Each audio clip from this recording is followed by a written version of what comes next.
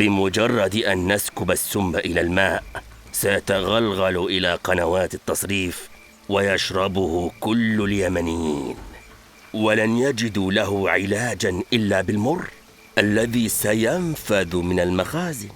بهذا ستضطر الملكة إلى إرسال جنودها لجلب المزيد.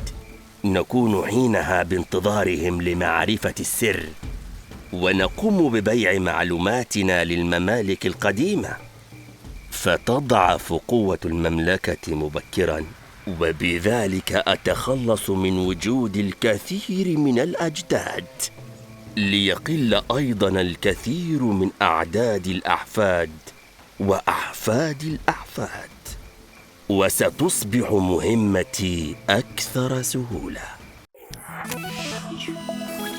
كرتوني، لا تنسوا الاشتراك في القناة وتفعيل الجرس يا أصدقاء.